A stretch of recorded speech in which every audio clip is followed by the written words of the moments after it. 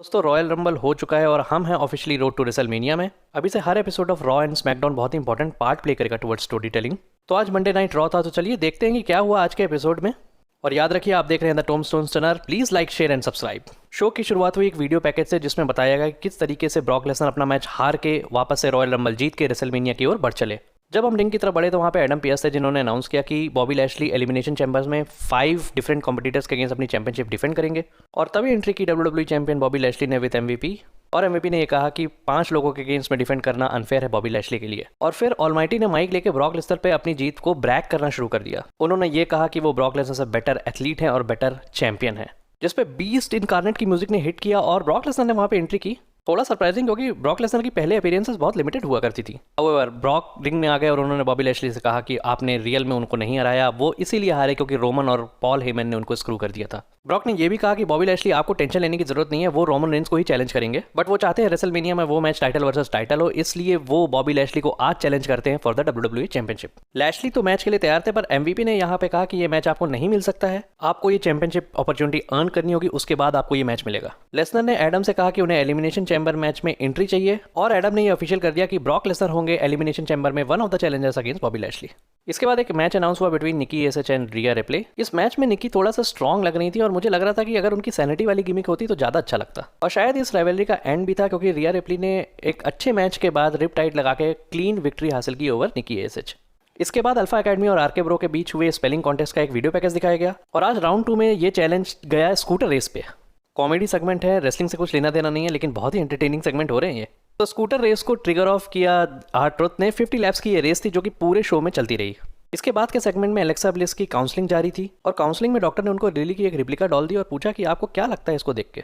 फिर टाइम था एक वीडियो पैकेज का जिसमें दिखाया गया किस तरीके से एज और बेथ फिनिक्स ने जीत हासिल की थी इन रॉयल रंबल ओवर मिज। और टाइम था एक मैच का between Mizo and Dominik Mysterio, और मैच छोटा सा था जिसमें मिज ने डोमिनिक को डिस्ट्रैक्ट करके और स्कल क्रशिंग फिनाले देके क्लीन विक्ट्री हासिल कर ली। इसके बाद रिंग की तरफ बढ़े केओ और मैं काफी इंटरेस्टेड था कि केओ की स्टोरी किस तरफ जाएगी।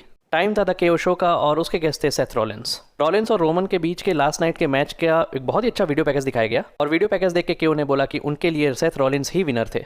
रॉलिंस ने कहा कि वो रोमन के माइंड में रहते हैं और वो यूनिवर्सल चैंपियनशिप को कभी भी क्लेम कर सकते हैं, और इस मैच के परफॉर्मेंस के कारण उनको एलिमिनेशन चैम्बर में डायरेक्ट एंट्री मिल चुकी है। इस पर केओ ने कहा कि उनको भी डायरेक्ट एंट्री चाहिए, क्या रॉलिंस उनकी इसमें हेल्प कर सकते हैं।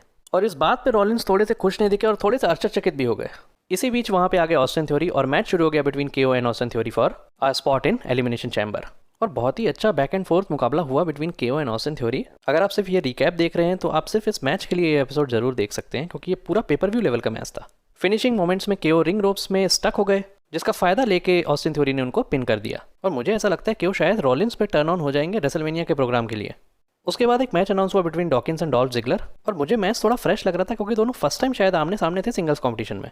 डॉकिंस थोड़े हैवी साबित हुए जिगलर के लिए और एक क्लियर विक्ट्री हासिल की। और भाई 4 महीने से वीर महान रॉ की तरफ आ रहे हैं, मुझे नहीं पता वो कब आएंगे, और शायद अब इस जोक में भी मजा नहीं आ रहा मुझे।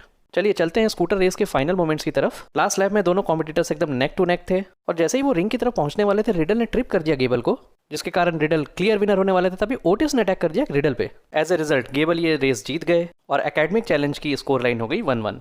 इसके बाद रिडल ने चैलेंज किया एक मैच के लिए गेबल को, लेकिन गेबल ने उनको ओटिस से भिड़ा दिया। सडनली वहां पे एडम आ गए और उन्होंने कहा कि ये मैच में जो जीतेगा वो क्वालिफाई करेगा एलिमिनेशन चैम्बर में। मैच शुरू हुआ और बहुत ही इंटरटेनिंग मैच था क्योंकि रिडल और ओटिस बहुत ही टैलेंटेड कॉम्पिटिटर्स हैं। एक बहुत ही बैक एंड फोर्थ एक्शन के बाद रिडल ने फाइनली जीत अपने नाम पे कर ली जब उन्होंने ओटिस को रोल अप करके पिन कर दिया और क्वालिफाई करके एलिमिनेशन चैम्बर मैच के लिए भी।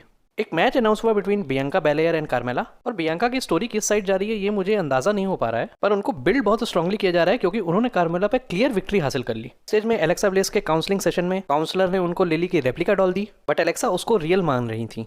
इसके बाद बैक स्टेज में हमको गेबल ने बताया कि नेक्स्ट वीक उनके और आरके ब्रो के बीच एक क्विज बॉल कॉन्टेस्ट होगा। चलिए इसके बाद चलते हैं एलिमिनेशन चैम्बर के एक क्वालिफाइंग मैच की तरफ जो कि एजे वर्सेस रे मिस्टीरियो था। भाई कॉम्पिटिटर्स ही फिनोमिनल है यहाँ पे, तो ऑब्वियसली एक बहुत ही अच्छा मैच देखने को मिला हमको। काफी बैक एंड फोर्थ एक्शन के बाद एजे ने दे दिया स्टाइल्स क्लैश और ये जीत अपने नाम पे करके एजे क्वालिफाई करके एलिमिनेशन चैम्बर मैच में। और भाई मजा आ जाए अगर एजे मेन इवेंट कर जाए रेसलमेनिया को एज ए चैंपियन। तो एलिमिनेशन चैम्बर के कॉम्पिटिटर्स फाइनल हो चुके थे और शानदार स्टार स्टडेड लाइनअप है ये। इसके बाद टाइम था हमारे मेन इवेंट का जिसमें रोंडा रॉसी रिंग पे आके अपनी रॉयल रंबल की जीत को एड्रेस कर रही थी। और उन्होंने ये कहा कि वो बहुत कंफ्यूज है बिटवीन चार्लेट एंड बेकी, किसको चूज करेंगी वो अपने ओपोनेंट के लिए। उन्होंने ये भी कहा कि बेकी लिंच उनके लेवल की फाइटर नहीं है और वो बहुत ही अंडर कार्ड है। और बेकी वहां पे आ गई और उन्होंने कहा कि लास्ट टाइम जब उन दोनों का मैच हुआ था तो बेकी ने जीत हासिल की थी और बेकी तभी से चैंपियन है और उन्होंने विमेंस डिवीजन को काफी एलिवेट किया है। जिस पे रोजी ने बेकी पे अटैक कर दिया और कहा कि वो फ्राइडे को जवाब देंगे कि वो किसको चूज करती हैं। और रोजी के रिंग छोड़ने के तुरंत बाद वहां पे लीटा आ गई और लीटा ने पहले तो बेकी की तारीफ की, बट उसके बाद उन्होंने एलिमिनेशन चैम्बर में उनको विमेंस चैंपियनशिप के लिए चैलेंज भी कर दिया। बेकी ने पहले तो मना किया लेकिन फिर लीटा ने उनको ट्रिक करके ये चैलेंज एक्सेप्ट करा ही लिया और रॉ खत्म हुआ with smiling लीटा over Becky Lynch. शायद विमेंस डिवीजन के लिए कुछ बड़ा कुक हो रहा है WWE की तरफ से। तो दोस्तों ये था एपिसोड रॉ का और ये था द टॉम्बस्टोन स्टनर का रीकैप। कैसा लगा आपको प्लीज मुझे कमेंट्स करके नीचे बताएं और प्लीज लाइक शेयर और सब्सक्राइब भी करिए क्योंकि इसी तरीके के छोटे छोटे रिकैप्स मैं लेके आता हूं जिससे आप स्टोरी में बने रहते हैं। चलिए मिलते हैं नेक्स्ट रिकैप में। आप देख रहे हैं the Tombstone Stunner. Please like share and subscribe and piece.